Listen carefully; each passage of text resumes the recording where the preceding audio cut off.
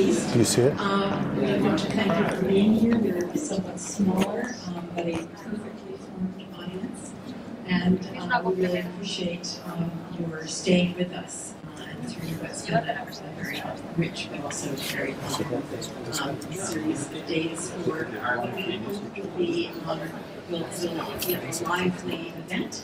It's a bit of an experiment as we've decided to move away from the kind of standard Academy Awards format. Although I have to say that if this were the Academy Awards, then the Dutch would, I think, be the equivalent of the Titanic.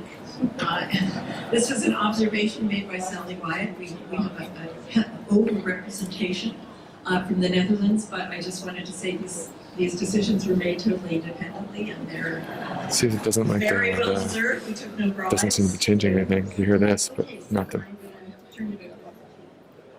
Okay, try. Test, test, test, test, test. You still hear me, right? The gain's all the way down, but I don't know why you still hear me. As Lucy says, we're trying to move away from the rather formalised sealed envelope on prizes, very long thanks, emotion and tears. We don't.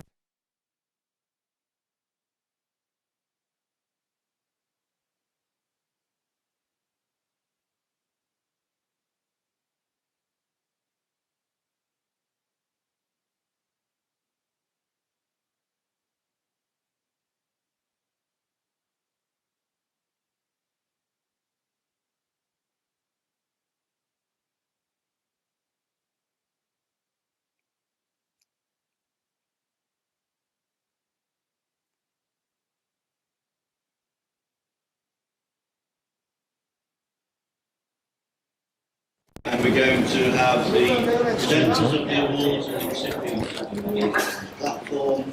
We'll hear a short presentation about each award. I'm not getting bored at all. Contribution is.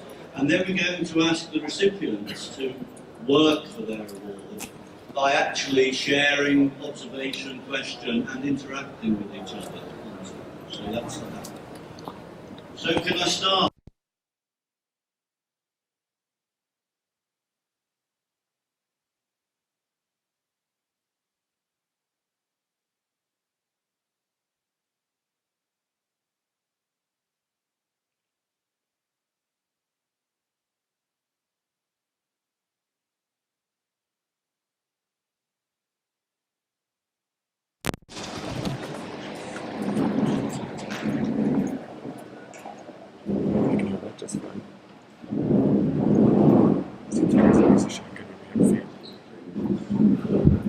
We get it. We'll figure it out.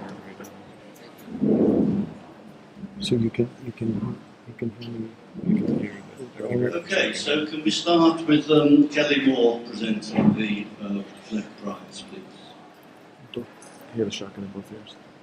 Okay. It's a real pleasure to be here this evening representing the Fleck Prize Committee for 2015. I want to thank my fellow panelists, Roland Ball, Wenpok Kuo, and Vivian Lodgeson for their hard work on this prize committee. I'm delighted to introduce the Fleck Prize winner for this year, Ghost Stories for Darwin, The Science of Variation and the Politics of Diversity, as you can see, by Banu Subramanian of the University of Massachusetts Amherst in the USA. This book offers a narrative that winds as intricately as the morning glory flowers that she studies as an evolutionary biologist. Ghost Stories for Darwin engages feminist STS, histories of science, and the myriad efforts to include women as knowledge makers to confront the ghosts of racism and sexism that have limited how, who, and what can be known. Subramanian refuses the constraints of genre and discipline that have contributed to these exclusions.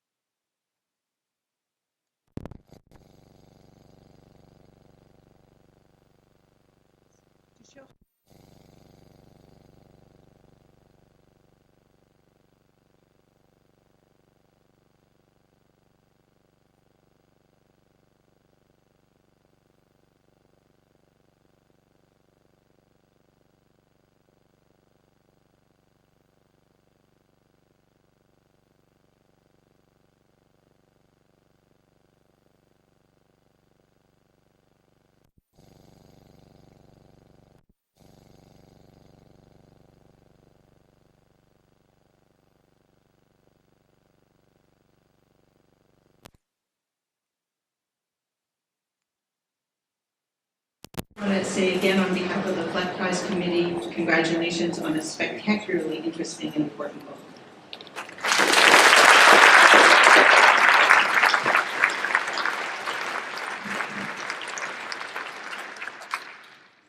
Could I now ask Estrid Sorensen to present the outcome? I'm very happy on behalf of the Council of East to present the winner of the Danska Award 2016. The Danska Award is given for a significant creative and collaborative contribution in an edited volume or special issue in the broad field of science and technology studies. The prize in 2016, is given to an edited volume edited by Eden Medina, Ivan da Costa Marquez, and Christina Holmes with the title Beyond Imported Magic, Essays on Science, Technology and Society in Latin America. Through a series of fascinating case studies and historical analysis, Beyond Imported Magic provide insight into science and technology and into science and technology studies.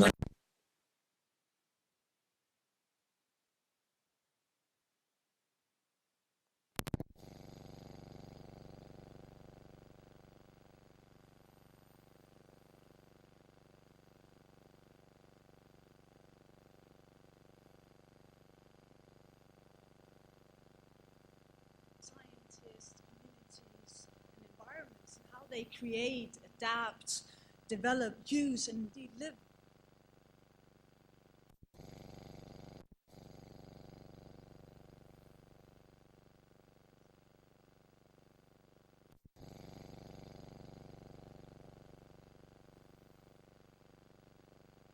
Was to Latin America and adapted in those circulations. The Danska Award is not only given for a original and innovative contribution to the field, it's very much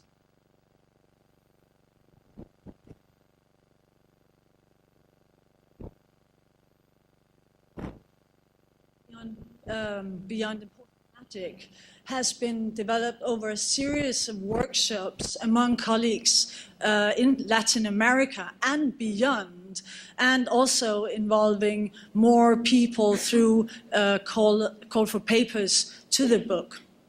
We also expect, however, that it's not only the production of the book that has provided, or what's called, being catalyzer for collaboration in Latin America and beyond, but that the book as a finished product will indeed be community building and seek to be an icon for the Latin American STS community, which is indeed emerging. It is, of course, as representative from a European Association for Science and Technology Studies, particularly and a particular acknowledgement from our side to realize that several of the authors and editors have a background in European institutions or are still working or affiliated with European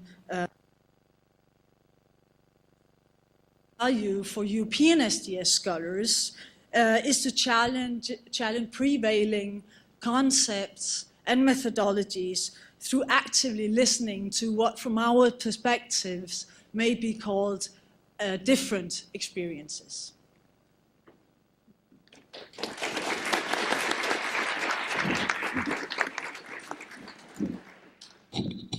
Okay, I suggest the recipients stay at the table together, and could I ask Banu to share some thoughts? Yes. First of all, thank you very much. I'm very, very honored. And we've been chatting before, and it, I think, struck all of us that this is the year of the non-modern. We are celebrating ghosts and magic. And I think all of us are very thrilled here, doing that. And I think what interests me about you is how you would characterize magic and the importance of magic in SDS and why we should pay attention to it. And that's what I loved about your book. Well, I think magic will stop to be rejected as false or fake and radically separated from truth. On the other hand, it's hard for me to think of purified methodologies or epistemologies of especially singled out disciplines as general tools for knowledge construction in a non-Western and non-modern world. I'm not saying that some methodological and epistemological tests of force will always be absent.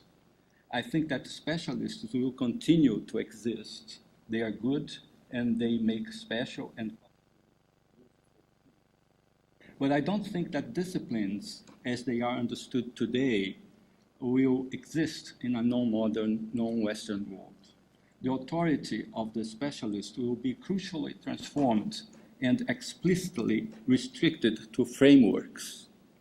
So truth will not be established in the realm of a specialist's rationality only. Our book shows that already happens in Latin America, but in fact that happens already everywhere. In occasions that science is not able to provide a good solution, people abandon science. I think we agree. I think ghosts don't like disciplines either. Banu, one of the things that I found interesting about your book in comparison with our book, and I love that we're discussing ghosts and magic. I think that's just wonderful. But you start your book with a frustration about ghosts, right? You talk how you grew up with ghosts and how you were frustrated with that narrative and you went to seek solace in science and then you discovered the value in those ghost stories, right? So you started off rejecting and then kind of came back and accepting. At least for me and how I got into this project, there was an embrace of magical realism, right? As a way that is a way that we can understand Latin America's past. So if I were to put together a history of technology syllabus on Latin America, for example, I would include Marquez's 100 Years of Solitude. I think that is a wonderful history of technology and can be read from that way. But also a frustration, right? That Latin America has to be understood as more than that. And in fact, there are literary movements that have been rejecting magical realism and instead opting for more emphasis on hybrid cultures, consumerism, high-tech mixed with low-tech, et cetera. And so at first I thought that we started from very different places, but in the end we kind of ended up in the middle, right? Kind of embracing and rejecting at the same time. And I thought that was very interesting. I also found it interesting that we both drew from more diverse kinds of materials and how we were conceptualizing the work. So perhaps it's not a coincidence that we're talking about ghosts and magic. So that both associations, converged on the same. Yes. And I like very much your metaphor of ghosts that resonates with magic in the sense of carrying mysteries and opening up imaginaries. Your book has a very useful and crucially political message. Variations happens in the world. Ghosts are hidden ontological operators that act in translating pre-scientific variations into scientifically reduced differences from which diversity hides their political options. Identifying ghosts into a crucial task that is performed in inseparably historical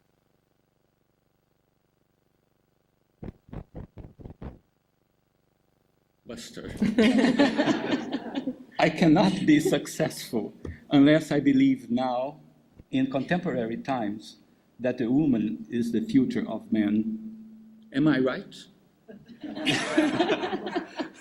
I am imagining a world in the future where we don't have sex and gender.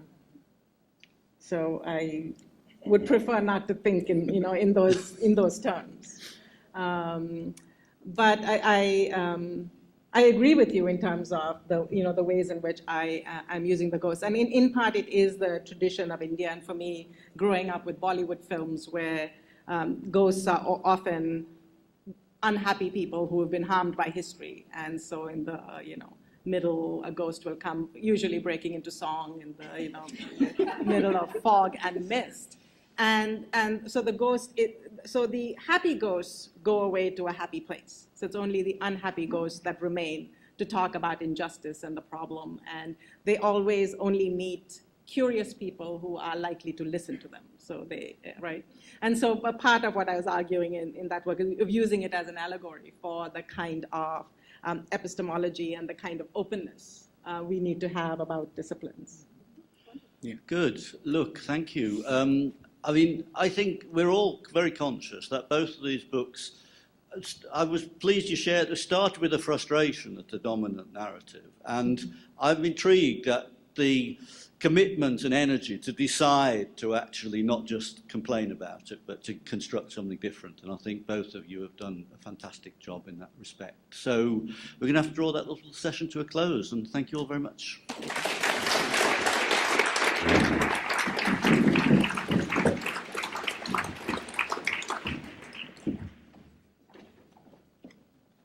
So could I now ask the presenters and recipients of the 4S Infrastructure Award and the East Freeman Award come up onto the platform, please?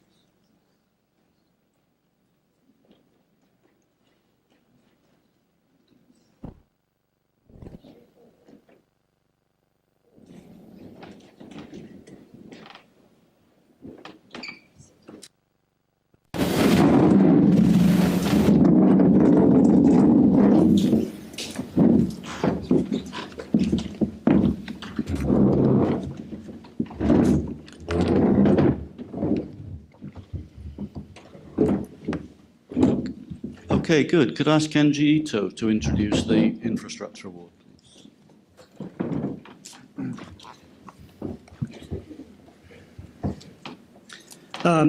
Infrastructure is everywhere now. So much has been studied.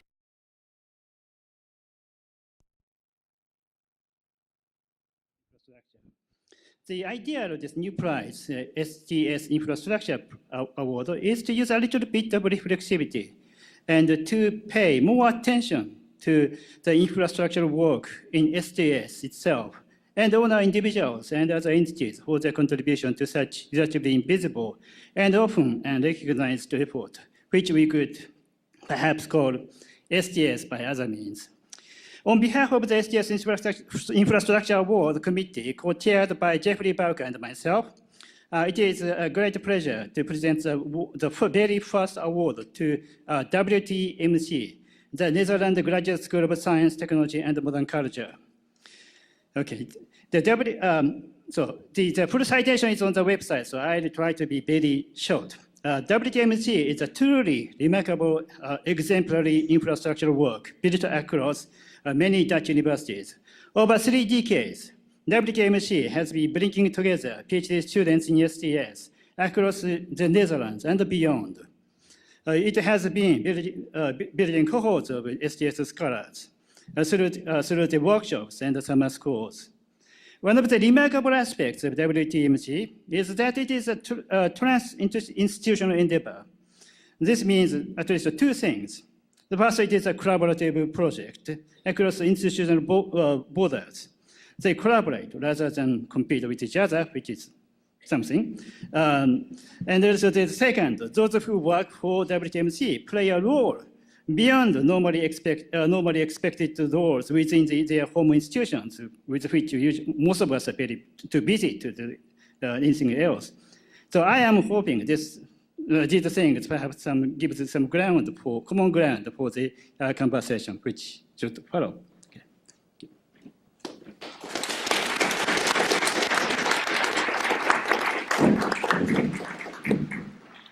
And could I ask Cara van Lente to introduce the Freeman Award?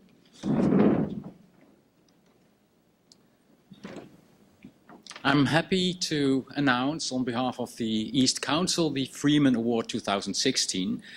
And the Freeman Award is for a publication which is a significant collective contribution to the interaction of science and technology studies and the study of innovation. And for this year, The award is for the edited volume, The New Production of Users, Changing Innovation Collectives and Involvement Strategies. And the 3 editors are Samsa Husalo, Torben Elgard Jensen and Nelly Oudshoorn. We think the volume produces an outstanding contribution to the interface of STS and innovation studies. It first of all provides a timely renewal of studies of user innovation. It takes stock of the different perspectives, and in an interesting way it brings it to a new level. It also discusses how user innovation is associated with democratization, but also broader. It can also relate to broader issues like illegal situations and controversies and conflicts. In doing so, and that is the 3rd contribution, the volume brings a novel research agenda on users in innovation. It succeeds in deepening the analysis and brings the strengthening of the study of users in innovation dynamics. So to summarize, this volume is an excellent and opportune illustration of the cross-fertilization between STS and innovation studies. It is awarded the Freeman Prize 2016.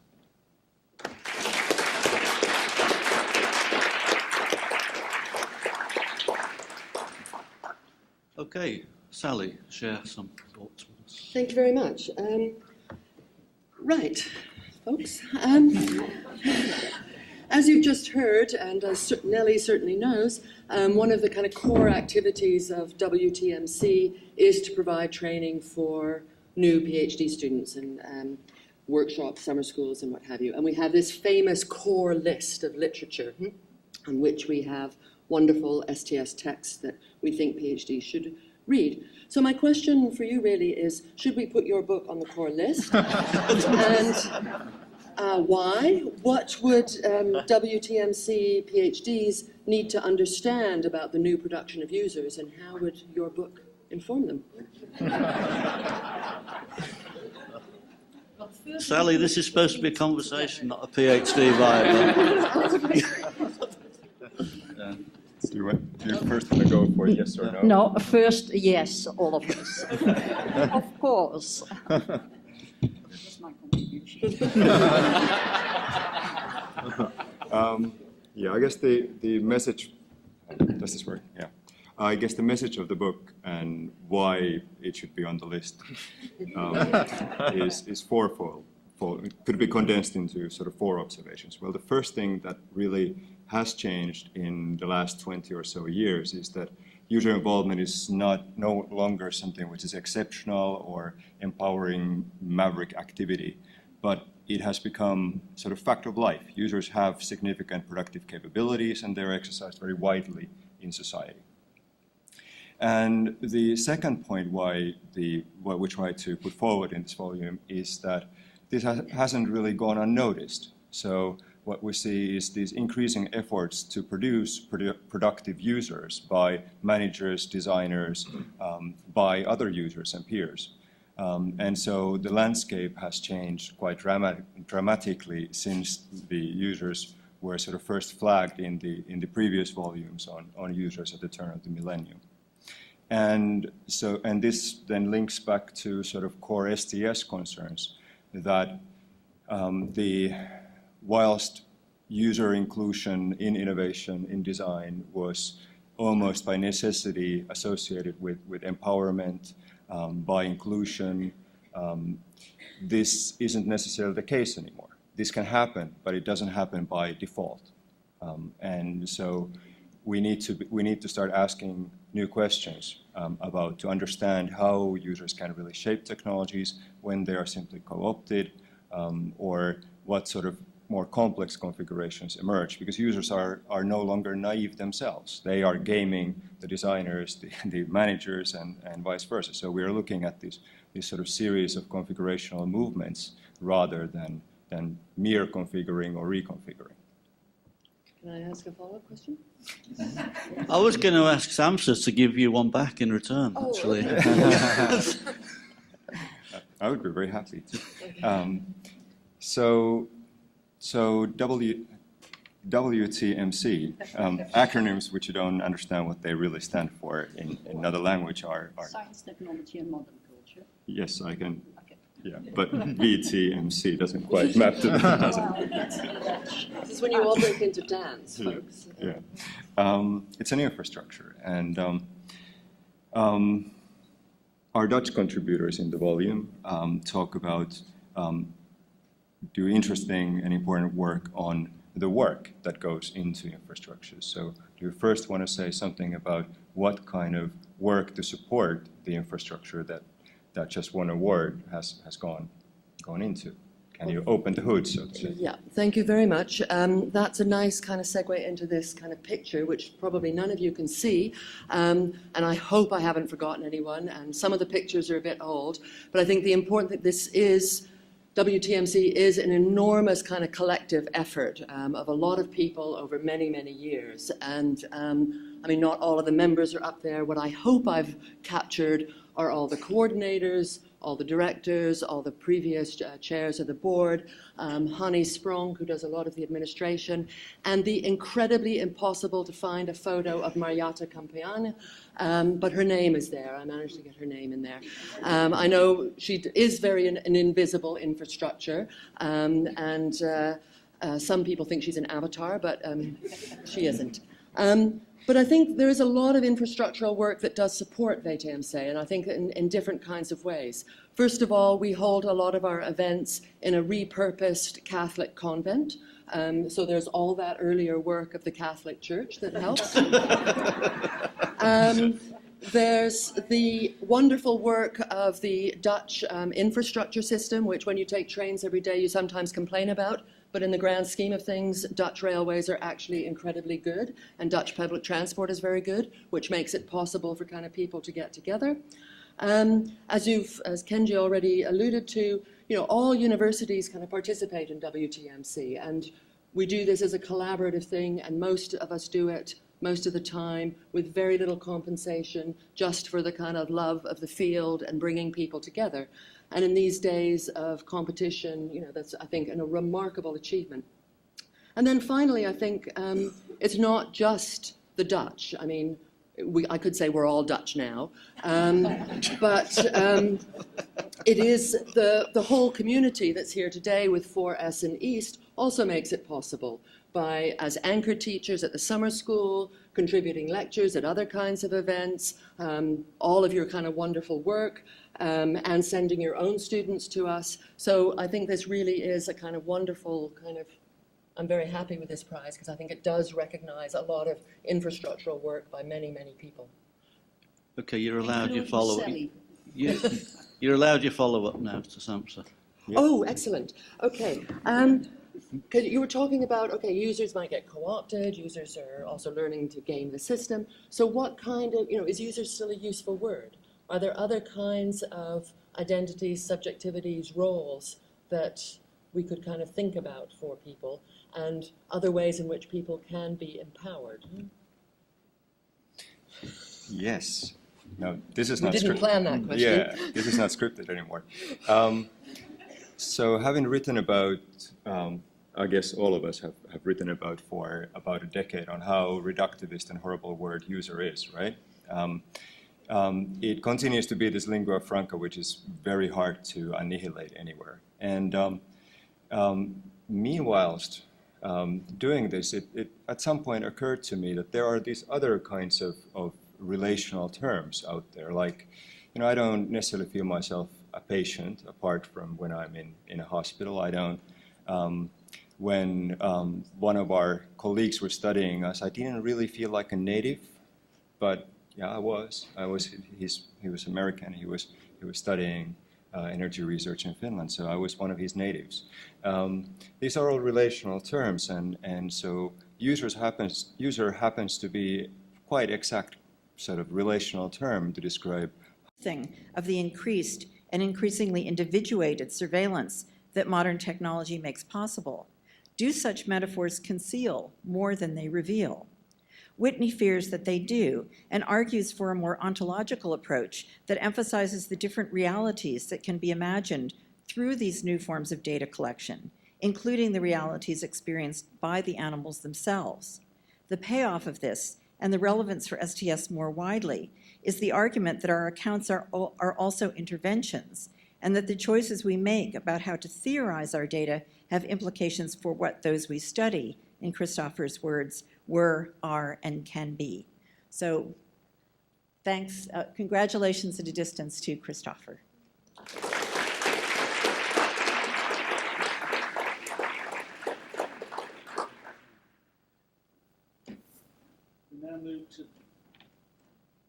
We now move to the 4S Bernal Prize. Could I ask Uli and Mike to come up to the platform?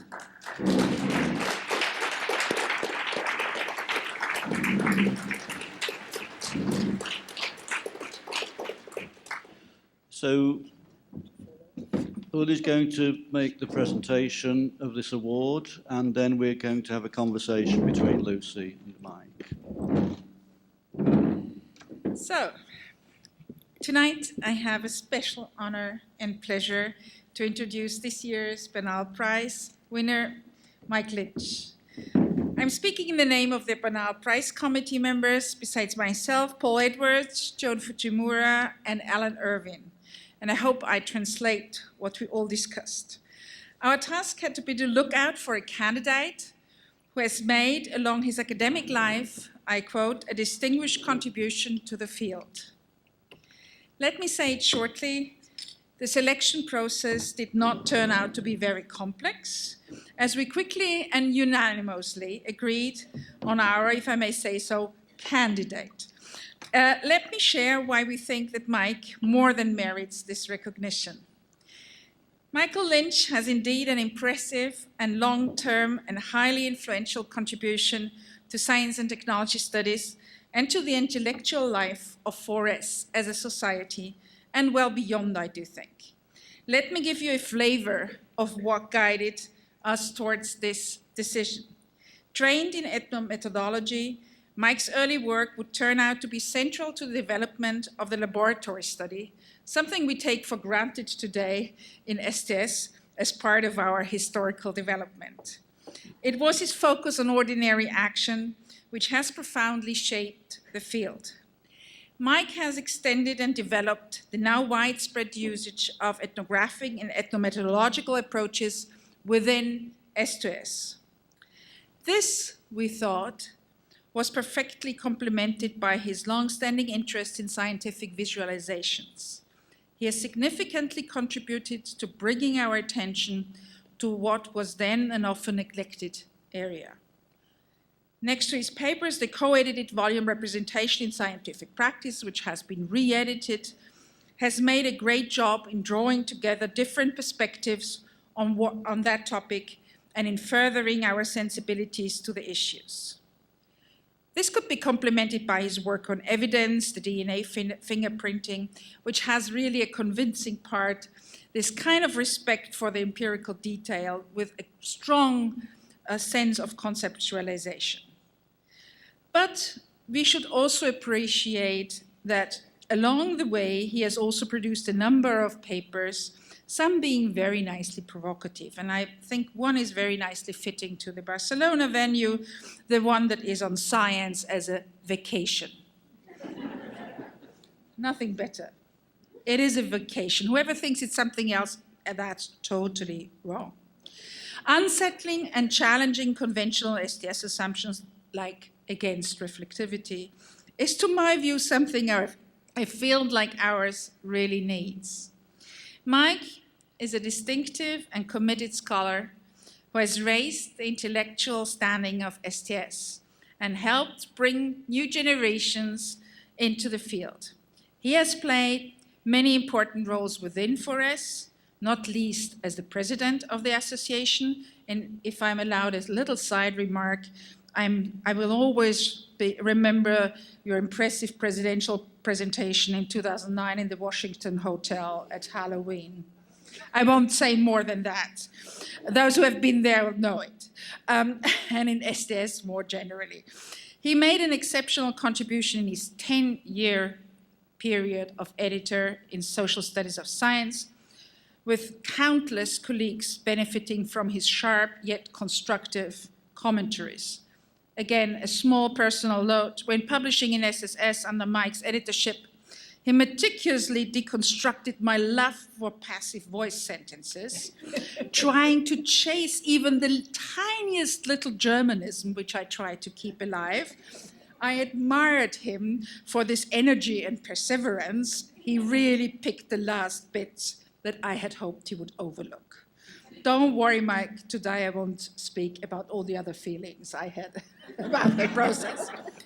And finally, he has been one of the editors of the 3rd edition of the handbook, which is, I guess, some work, I might say, for the field. So, Mike, let me congratulate you for this year's Bernal Prize.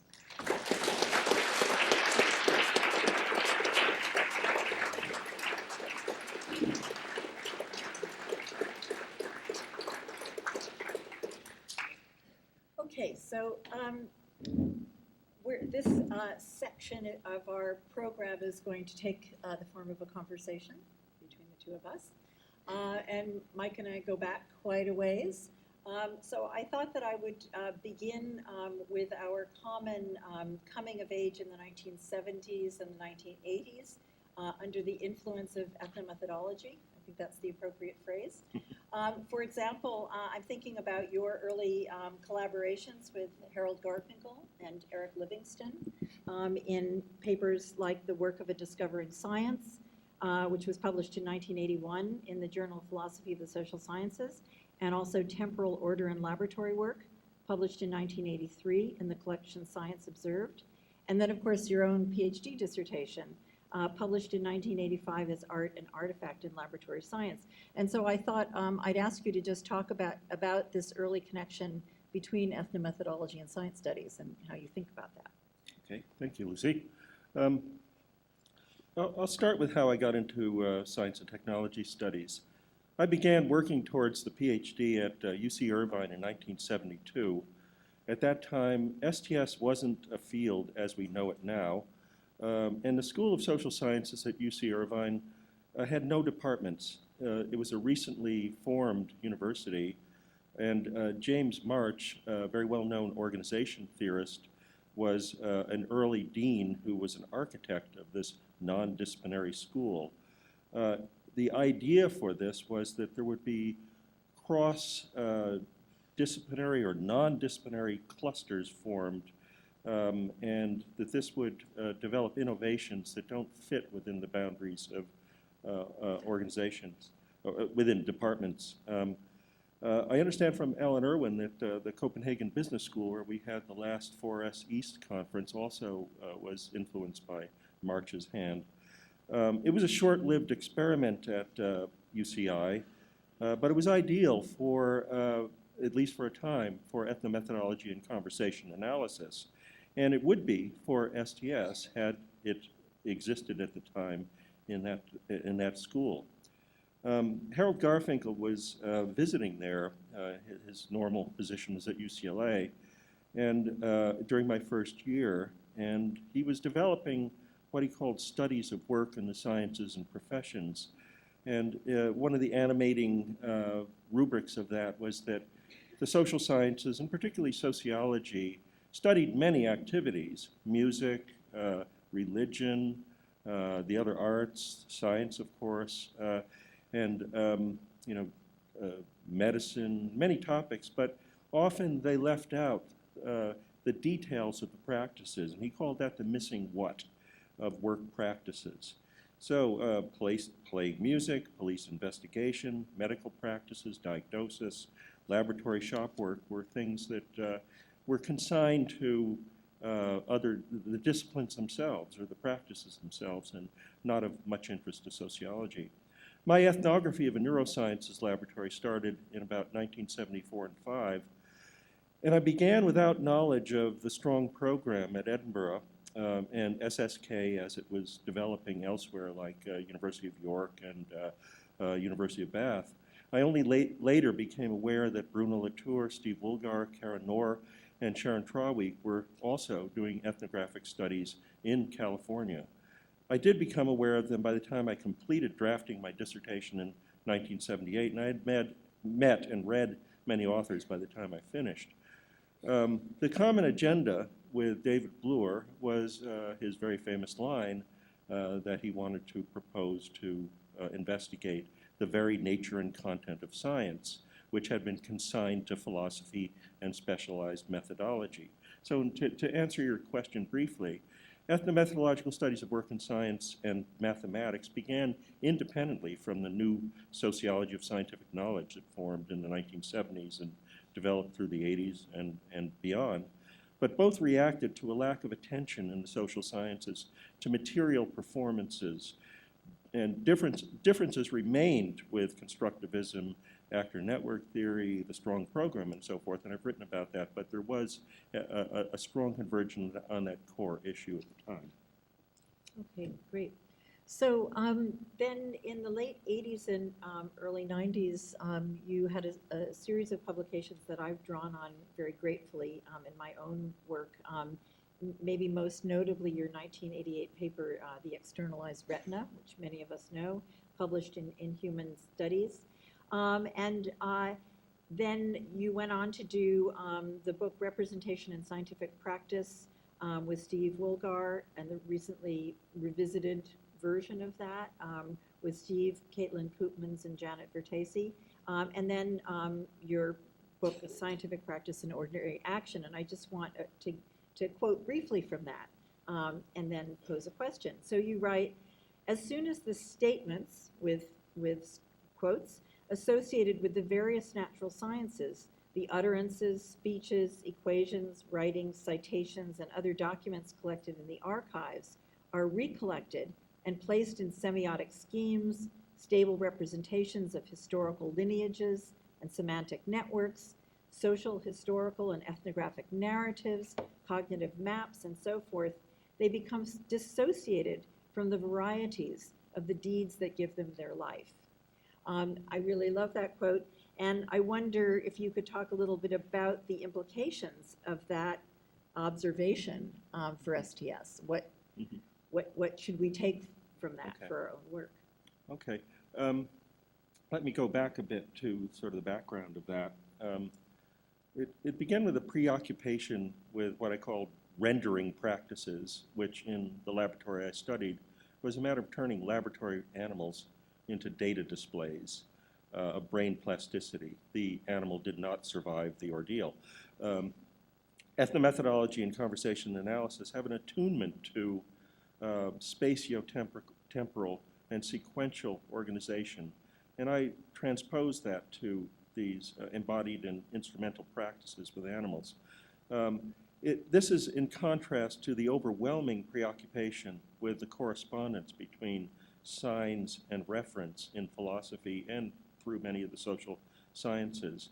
I also, in some ways, did a kind of integration of Foucault and Garfinkel on two related issues of docile bodies from Foucault and the docile object from Garfinkel as what was rendered through these processes into data displays. It was a matter of, as well, of identifying, taking account of, and cleaning out artifacts such as deposits of stains or perceived distortions of the shape of things from the practices of ultramicroscopic preparation. I called that an archaeology of artifacts, an archaeology that was done by me as well as by the practitioners that reveals the form of life as they attempt to try to negatively deal with these things. So there was an inversion between the distaste for artifacts of those sorts by the scientists and my intensive interest in them. In 1981, there was a meeting at L'École des Mines in Paris. I already knew Latour and some of the others by then, and Latour, John Law, Francois Bastide, Karen Norsatina, and some very interesting people like Samuel Edgerton, who was an artist, a historian of art and science, were there. That conference and those relationships attuned me more closely to inscription, paper, graphics than I had been previously. And I also integrated that with the theme of the mathematization of nature that comes out of Edmund Husserl. Now, the idea there was that the data and their mathematical and graphic properties are impressed into the world from which the data are extracted. Now, the quote you read was a very long sentence, right? But let me draw 2 points from it. One, I think is quite familiar and in line with notions of constructivism and whatever has followed after it, and objectification in social science, and that is that data are not the starting point for analysis, either by the scientists or by us, and that they're tentative outcomes of collectively performed, interactionally contingent, and instrumentally mediated practices.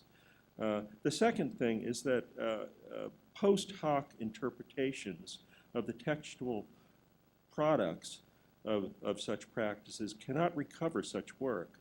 It's not just a matter of tacit knowledge, because the contingencies of practical action are not any body's knowledge. They're formed collectively, and they're not abstract in the way that we think of knowledge. Great. Okay, so we're almost out of time. And I had 2 more questions I was going to ask. I was going to ask you next about the work that you've been doing on questions of truth and the politics of evidence, the numeropolitics of counting, your collaborations with Simon Cole and Ruth McNally and Kathleen Jordan in Truth Machine. So that was going to be an invitation to talk about where you're heading. But I'd also really like to ask you in our final 3 minutes about all of your editorial work, because so many of us are so deeply indebted to your editorial service to STS scholarship as basically a decade of being the editor of Social Studies of Science, the third handbook. So can you just talk a little bit about how you think about that kind of service work as part of your scholarly life? Okay. I had a long question. Long answer to the last question. We'll I have a short one to this one. Okay, we'll publish Okay, the long great. question answer So on I'll the do the short and sweet one. website. Okay. First of all, I have to acknowledge David Edge's exemplary editorship of Social Studies of Science from the time it was formed. He was co-editor with Roy McDowell. What was it? Roy. Bleh, blocking his name. Anyway, David was more important. And the other guy, we don't think Roy he's McLeod. Here, so. Roy McLeod. Okay. Okay. So senior moment. Sorry. That's what you get with the Burnell Prize. Anyway, I'm not supposed to acknowledge people, but David Edge deserves an acknowledgement, because not only did he found that journal, and also was the first director of the Science Studies unit at Edinburgh that just recently celebrated its 50th anniversary. He did editing in a very unique way, inimitable way. I couldn't follow his total activities as an editor in person. He devoted tremendous care and attention not only to the products of writing, but to the people who were involved. And he kind of implicitly tutored me on this for a period of time as a collaborating editor. And some of the collaborating editors I worked with too, particularly Steve Chapin, were very helpful for my lifelong effort to wean myself of the idioms that I learned from Harold Garfinkel. So it's a big rehabilitation there, yeah. Yeah. And I'm still damaged, but but what I learned from him and through the practice of writing is that editing, not only as a journal editor, but with my students and myself, is a matter of working with content as well as grammatical form. You can't do miracles with it. No ghosts. It's pretty material work. But there's from this working with sentence by sentence kind of editorial work, there's a self-tutorial that cultivates writing as well as with recipients. And I'm also glad to see that Sergio Sismondo for the last 3 years has, or now it's 4 years, has been carrying on with that tradition. Okay, thank you.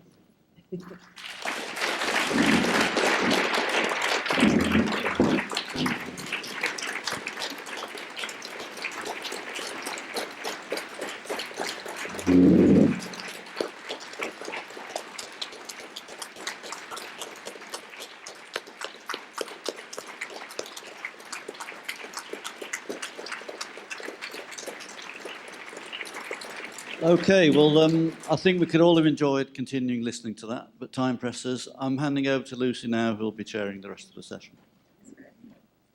Okay, so now I would like to ask Claire Waterton and Shobita Parasathi to come up as our next presenters, and of course Gabrielle Hecht and Monami Badra to join them.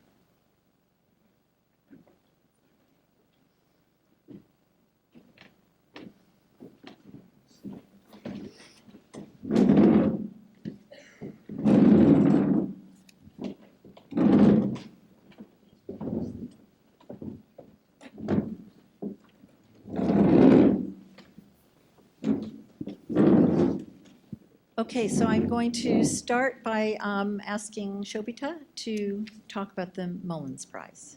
Great, thank you very much, Lucy.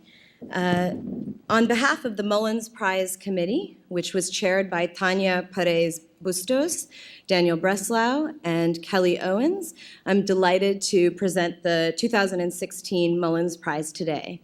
The Mullins Prize is awarded for an outstanding piece of scholarship in the field of science and technology studies authored by a graduate student.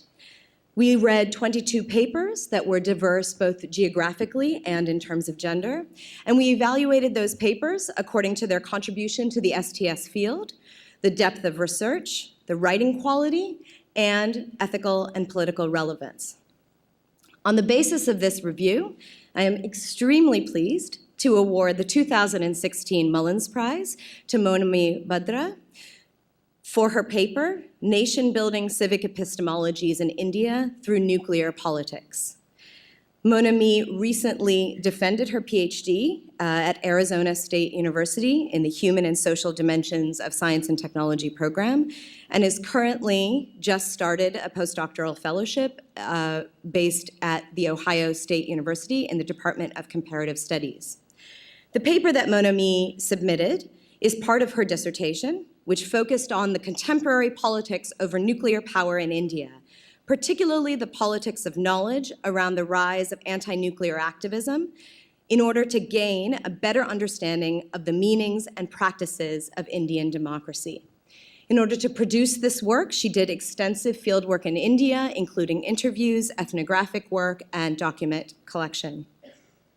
Monami's paper is essentially an abstract of the larger issues that she addresses in the dissertation. And in doing so, she tries to make sense of the multiple political and epistemic forms that have emerged with India's pursuit of nuclear power. As India gained independence in the middle of the 20th century, nuclear power was seen as central to the new country's future and inspired enormous scientific, technological, and political investment.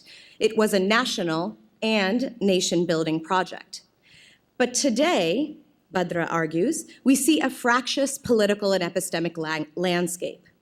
She points us to peaceful women protesters, the Tamil fishermen and boys who link arms around a partially built reactor to prevent further constructions, and many other moments of resistance. And she contrasts this with the sedate politics that we find in parliamentary debates and Supreme Court hearings over nuclear safety and liability.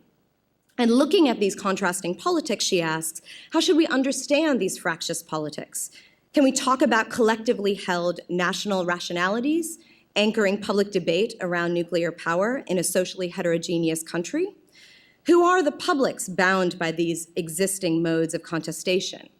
And in asking these questions, she interrogates the concepts that's been developed by Sheila Jasanoff and her colleagues of civic epistemology, the idea that there are highly institutionalized and patterned forms of contestation and deliberation through which the public can make claims to the government about technological trajectories. In reading Mon Ami's piece, we decided to award the Mullins Prize to her for a few reasons. The first is that it is an extraordinarily, almost lyrically written paper. The second is that this piece is very important to our understandings of the politics of science, technology, and development in younger democracies. And essentially, Mon Ami interrogates the notion of civic epistemology and calls our attention to, I think, something that's very important for our studies of STS as a whole, which is that our concepts, of course, like the concepts that we study in science and technology, are based on the case studies that we do, the research that we do. And so Mon Ami asks whether and how the concept of civic epistemology is essentially produced by the fact that the concept was developed by analyses in Western democracies, and asks whether or not it fits in the Indian context. And as a result, then, it forces us to think more broadly about the contexts and the bases on which our STS concepts are produced. In sum, I am very pleased to award this to Mon Ami. Congratulations.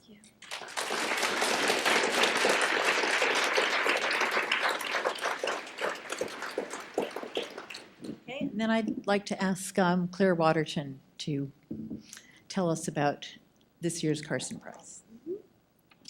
Thank you. Yes. Yeah. So, hello everyone. I've had the great pleasure this year of chairing the 4S. Double mic there. 2016 Carson Prize Committee, and working with my colleagues Abby Kinchi, Zulfikar Amir, and Yvonne da Costa Marquez to allocate this year's prize.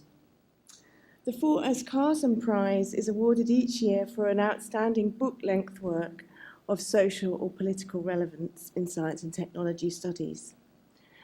It's inspired, of course, by the writings of Rachel Carson, in particular her book Silent Spring, which was published in 1962, and which demonstrated the political potential of scientific work. The 4S Carson Prize is awarded to a book that similarly opens out the political potential of STS empirical and theoretical work. So I'm delighted to present and to congratulate the winner of this 4S Carson Prize to Gabrielle Hecht for her book, Being Nuclear, Africans and the Global Uranium Trade, published by MIT Press. I'll say a little bit about why the book won the prize.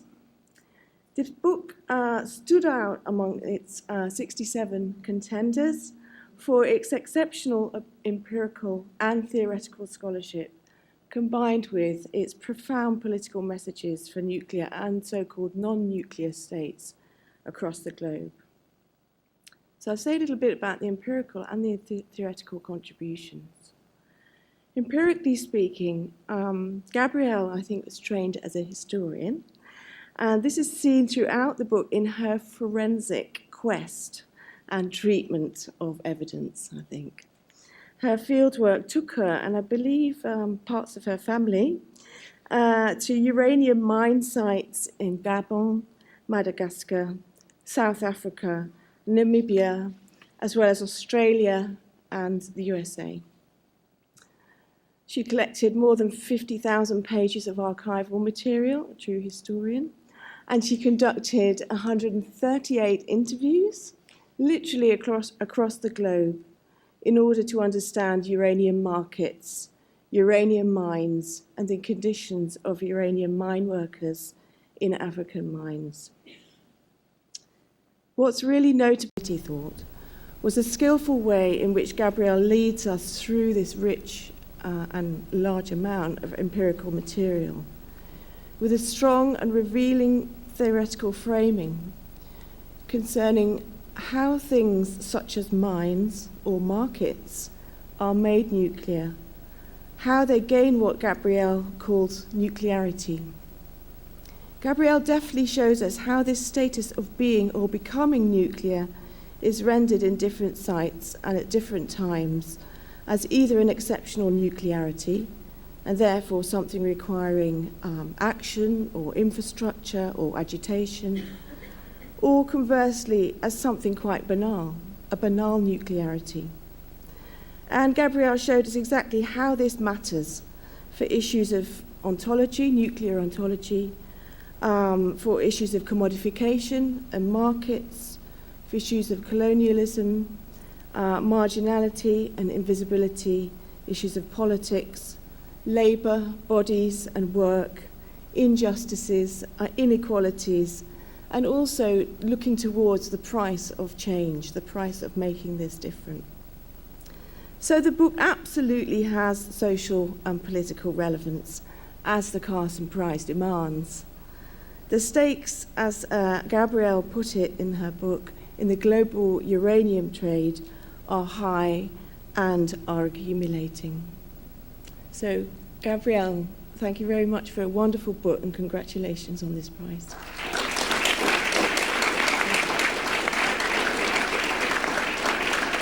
Okay, thank you. And then I would like to invite Gabrielle and Mon Ami to have an exchange. Do you want to? We didn't plan who would start. No, we didn't do that. No, we didn't do that part. Okay. No. Let's start with Mon Ami asking or with Mon Ami answering? Why don't I think Mon Ami should start with your question. Okay. So as I was wandering through Barcelona, of course, in non-conference hours, and it's good to say that. yes, and I had never seen it. And I think it was, it could have been many different things. I could have gone down, I could have written much more than I did about the communities in Namibia or Gabon or Madagascar that I looked at. There are many other roads I could have gone down. I let my sources speak to me, and it was about 6 or 7 years into the project when I realized that the material on markets and commodification was that sources were making claims about what wasn't nuclear and about place, and that I was finding the same kinds of claims, structurally speaking, being made in the material around occupational health. And it was when I kind of realized what this parallel was, that I decided that that would be the thread and not the millions of other threads that I could have pursued. But I have a very undisciplined mind, and I couldn't let go of those other things. And so the way I handled the excess was by being very obnoxious with my press editor and insisting on two things. One, that each substantive chapter in the middle of the book had to have a prologue, and that this wasn't part of the chapter, and that the point of the prologue was to point in all of these excessive directions that I couldn't go in. And that similarly, each prologue had to have a photograph that I now know is called a full bleed, that goes to the edge of the page to kind of suggest as well that, that there is much more to the picture than can be framed in a single image. And that, I don't know if it worked or not, but it made me feel better about my ultimate total inability to get a real grasp on all of this material, and the fact that I could only use really a sliver of those 50,000 pages. So, but Mon Ami, your material is really also just, it's super rich. It's very easy to see how this is going to explode into a book. And I thought, no, in a good way. That's a good thing, right? That's a good thing. I don't mean to discourage her. So just as a way of giving these patient people a sense of what your argument is, beyond the wonderful description that Shobita gave us, one of the nice moments in your papers, you take us through an environmental impact assessment process. And what you're arguing there is that the process itself is structured to be exclusionary, so that, it's masquerading as democracy, but really the whole way that it functions excludes all kinds of people. And you use two really nice phrases in making this argument. One is epistemological dissonance, and the other is scientific innocence.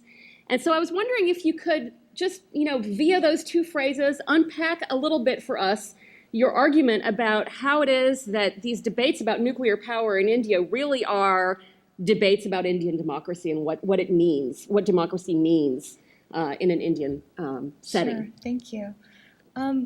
So the first time I heard the phrase scientifically innocent, I was in an interview where I thought the interview was going terrible. It was with one of the environmental impact assessment architects, and he was very much throwing up all these boundaries because I wasn't trained in nuclear physics. I was a woman, and so I kind of played the "oh, I'm not that smart" card, and I got him to open up a bit, and it actually worked. Older Indian man, but he. Not that all Indian men do this, but that one in particular did. Older nuclear types have a way of doing that. Yes. And when he was describing the villagers, in one breath, he described them as seditionists who were waging war against the state, and also scientifically innocent. And so I was kind of taken aback by that, and pressed him on it. And this came to be a phrase that was repeated by a lot of nuclear experts, thinking of the villagers, people who were fighting displacement from their lands to build these nuclear infrastructures and reactors, as scientifically innocent, as in they were just they knew their own, they were very superstitious and backward, and were being corrupted by outside influences who were teaching them the wrong kind of science. From that phrase, it sort of encapsulated for me how the Indian state views, especially the contrast between being a seditionist and being scientifically innocent, the two modes in which these publics are being brought into being are being created, and the kinds of politics that the state uses to try to control or suppress different publics in India. And so to build a civic epistemology, it really needs a common rationality of sorts, and this is an exclusionary process by which the state can justify its actions to the public, and the public can hold the state accountable. And in a very narrowly constrained way, that certainly is the case. You have debates over nuclear liability in India, in which the question is around should we import reactors or not. It's very much tied together and bound together under the imaginary of Indian sovereignty and self-reliance. But outside that sphere, especially and there's such a multiplicity of voices. I talk about the relationships between urban activists and different groups of people, but the urban activists want a more science-based rationality to have these kinds of relationships, and villagers want something different.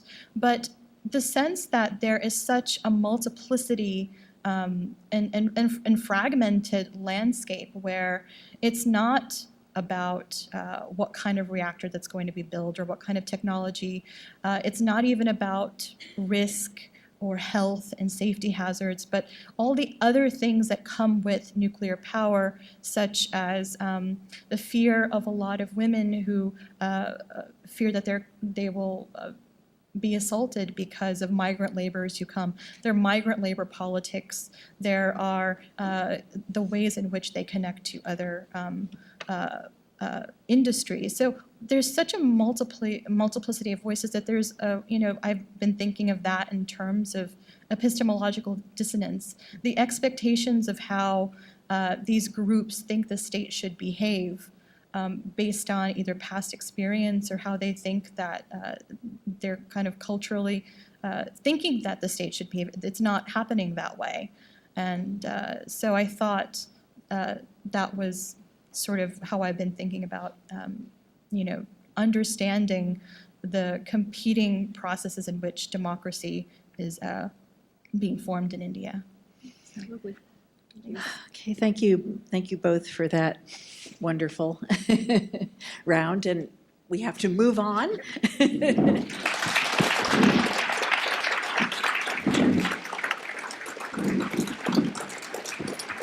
Okay, and last but not least, can I ask Kaushik Sundarajan and Maya Horst, I think, as our presenters of the Forest Mentoring and East Simon Awards. And then could I ask Ari Rip and the collective representing the Simon Award to come to the stage.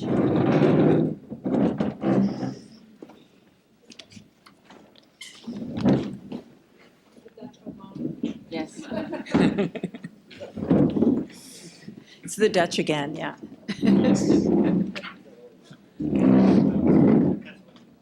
Oh, okay.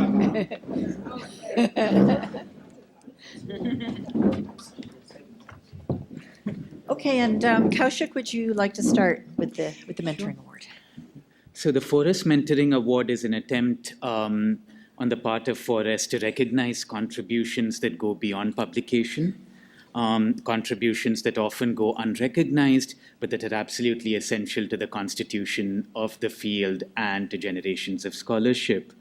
This is the second year that the Mentoring Award is being given, and I would like to thank the members of the committee, the co-chair Sharon Trawick, Kim Fortune, Sally Wyatt, Leandro Medina, and Zulfikar Amin. We are delighted to announce the award of the 2016 Mentoring Award to Professor Ari Rip, Emeritus Professor of Philosophy of Science and Technology, University of Twente, the Netherlands. Professor Rip has been a formative figure in STS for over 4 decades. He has helped shape the field both through his own scholarship and through the mentoring of generations of STS scholars. He has supervised over 50 PhD students in his career, in addition to numerous master's degree students. He has coached and supported many others at various times in their career, even while not credited with a formal advisory role. His mentoring has been a model of attentive listening and constructive criticism, and has continued for a decade beyond his formal retirement from teaching. His mentoring has extended beyond supporting individual students and early career scholars into important institutional directions. He was a key figure in the science, technology, and society movements of the 1970s that led to the teaching and training of STS-related issues in science and engineering departments in Northwest Europe and the United States. He created innovative courses for science and engineering students at the University of Twente, directed the societal aspects of nanotechnology sub-program of the Dutch National R&D Consortium NanoNed, and chaired the expert advisory group on science with and for society and responsible research and innovation in the European Union's framework program Horizon 2020.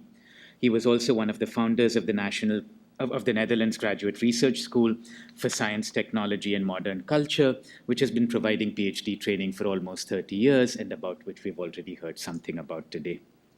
In short, Ari Rip has helped establish a new field, developed institutional and pedagogical infrastructures for STS in its relationship to both engineering and policy, and has trained generations of scholars. We feel privileged to award him the 2016 Forest Mentoring Award.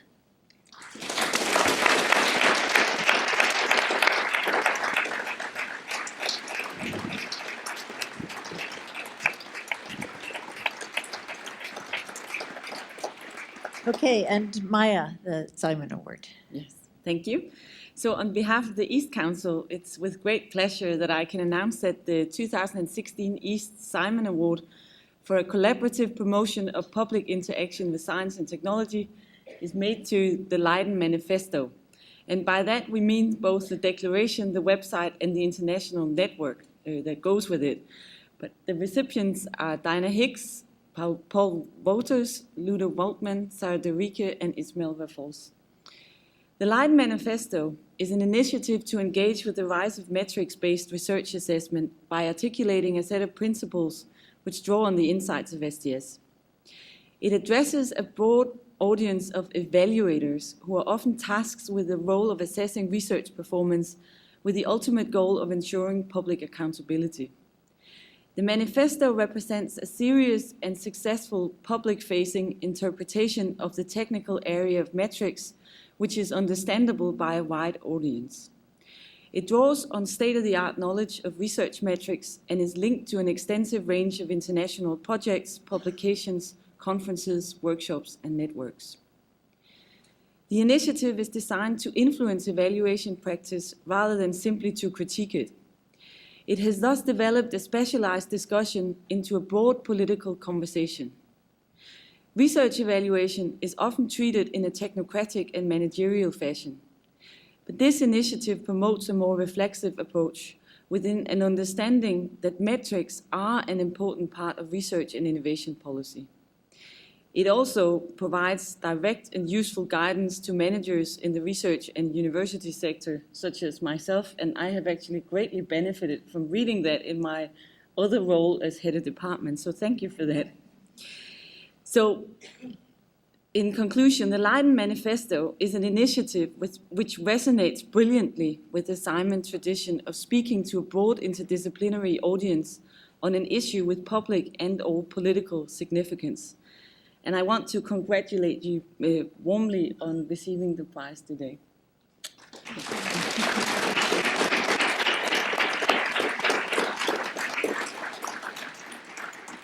Okay, and Ari, if there's anything that you have left to say to these people that you haven't had a chance to say, I would invite you to do that.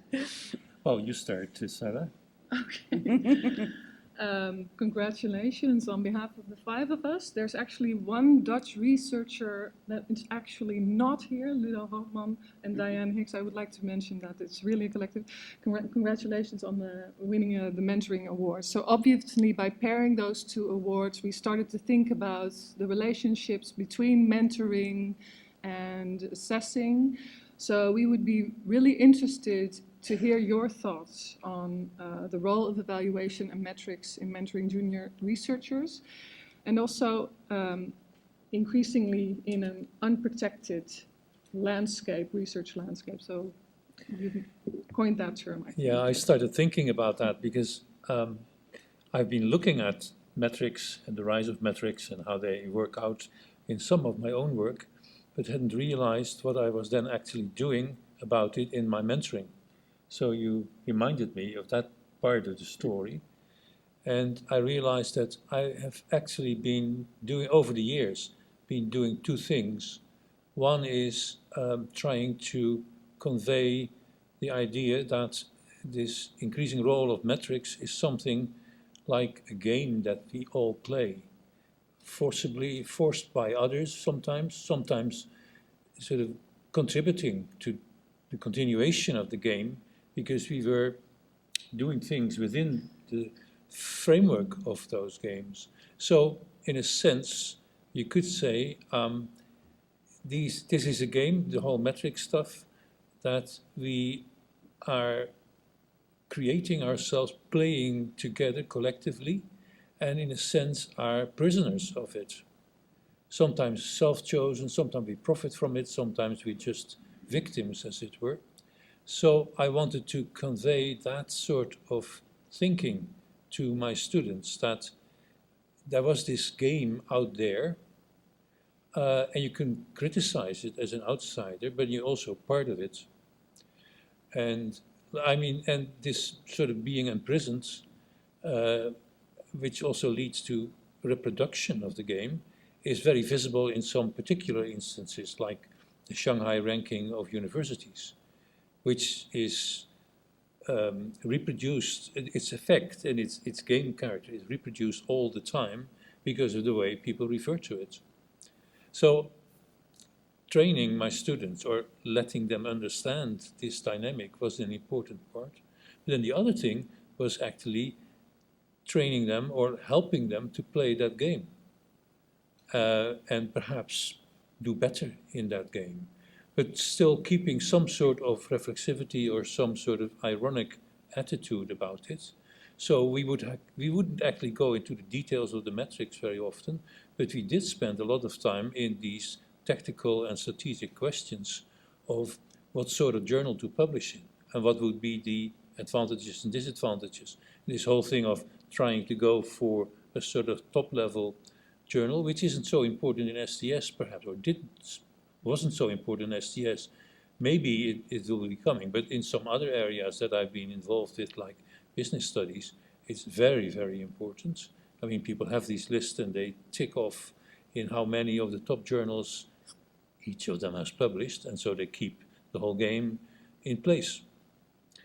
I think some people pick up the message very easily. Others of my students and my people that I have helped to develop, and others sort of think of it as a little trick that they can then use. That's okay. And I do have a question in return, of course. And given this sort of overall perspective that I just outlined, and looking at the manifesto, which is very well crafted, and it's also the fact that it's published in Nature is very important, of course. So it's a very good piece of work. It deserves to be awarded and recognized for what it is by East and now also 4S in a sense. But what I didn't see in the manifesto is whether you actually considered why it's being reproduced all the time, why it continues. And that's not just external drivers like an accountability society. It's actually part of the actions of the various players of the game. And so I thought that maybe you could actually have, I don't know whether it could be done in this particular piece, but somehow create an additional set of advices in which the reflexivity of the whole thing, where you think about what's happening to you and what you can do, and perhaps have advice which helps to make the reproduction of the game less naive. Yeah, okay, well, that's fantastic. I don't even know what to add to that. Yeah, but okay. You want? I did. I did have an answer. But it was sort of in this direction. I will let him speak as well, briefly. No, just kidding.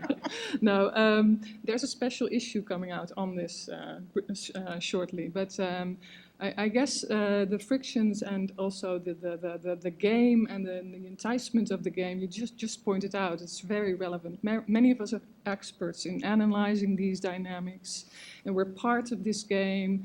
We are sometimes loving playing this game, but STS as a professional community has remained rather silent on this, to be honest. And there may be good reasons for that, and there may be a lot of back-channel activity that a lot of us don't see. But the five of us, of course, we are extremely happy with this award, and we sincerely hope that this manifesto is also a starting point for some of those more front stage activities in our community. So we hope that that will also happen. No, I don't know. We don't have any answers for going beyond, but there was, in one of the sub-plenaries, an anonymous meeting of conspirators. I don't know if some of you were there.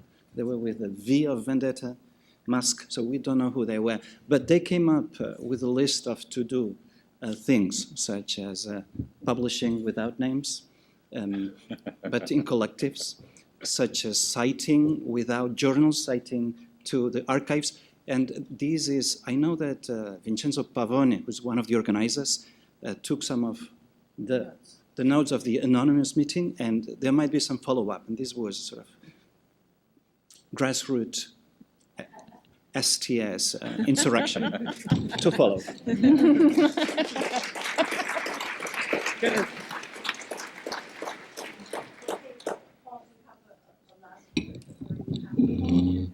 Yes.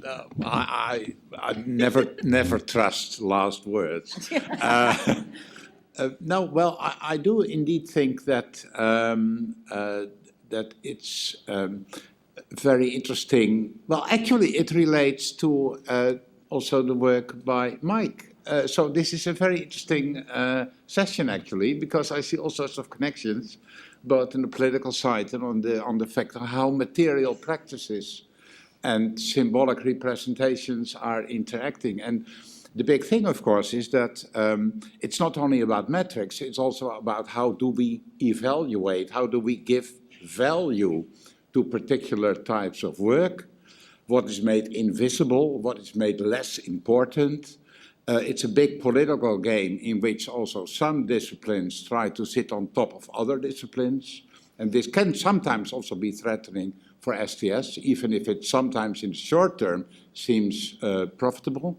So we should always distrust these kind of things, I guess. But it's also true we're not innocent. We do it ourselves, as Strathern has shown in many ways. So it's very interesting for me to see a very intimate connection between scientometrics and anthropology.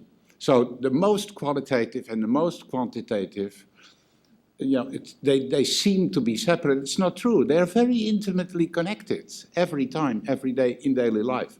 And that's a nice thing, I think, of the Leiden Manifesto experiment. Anyway, no last word, but... Thank you all very much.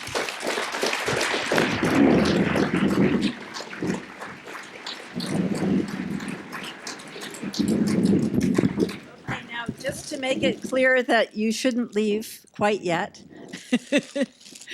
we have one more very, very, very important thing to do. And that is a few thank yous. And so we're going to start with our program officer, Wes Schramm. No, you have to come get your flowers.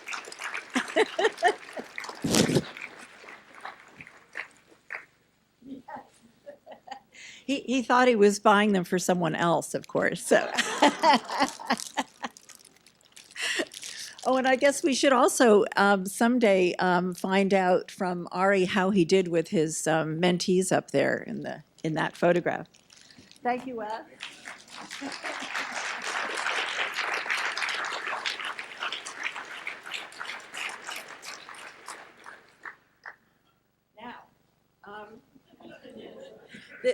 We'll finish. We'll do the full rounds. But I now want to yet again attempt to thank our local Barcelona organizing team.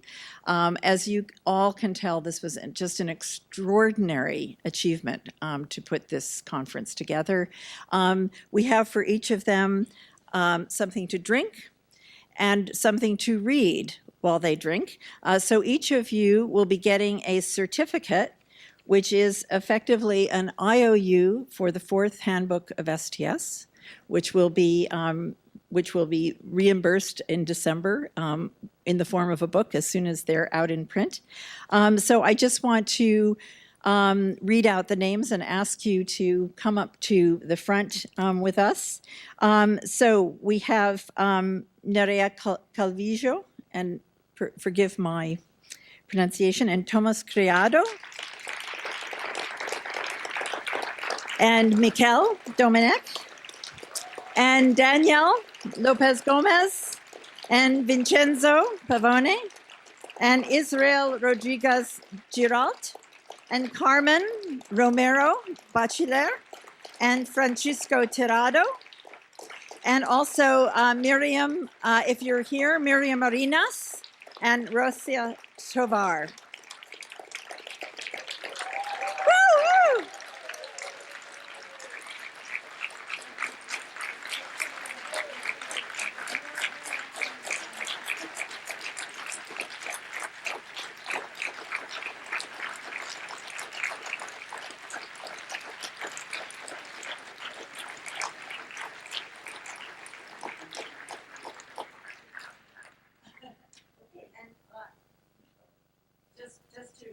Reassure you, there are more bottles in the corner, so we'll finish that distribution. Yes, thank you so much. We know that you had no idea what you were getting into when you agreed to do this, and I would say this is the most really, truly extraordinarily inventive, impassioned, lively, wonderful conference that we have held in our long history of conferences. So thank you so, so, so much.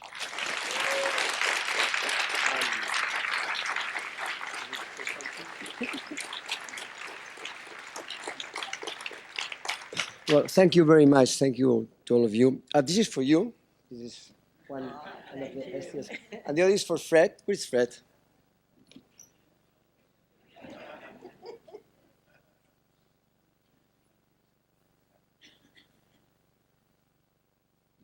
Just a few words. It's been a collective effort, as you can see, and we are very proud of it, that it's been a collective, that have been working as a collective, and have done a collective conference. And also, I must say that we are happy. We are very happy because all the reactions we have been collecting during these days in the conference have been quite positive, and that's makes us to be very proud. But in some sense, we feel we just offer a proposal, and you have taken that proposal, you have made this proposal yours, and this is your success in some sense. I mean, as you have made a big and nice conference, and we really want to thank you to be here, to help us, and to contribute to this collective effort. Thank you very much. Yes. Yeah, so I also want to thank all the graduate students, as we call them, or postgraduates, as we call them, depending on which side of the Atlantic you are, who organized the fabulous day-long postgraduate workshop before the conference. And again, thank all of you. Please come to Boston in 2017. Among other things, there will be a grand revival of the Making and Doing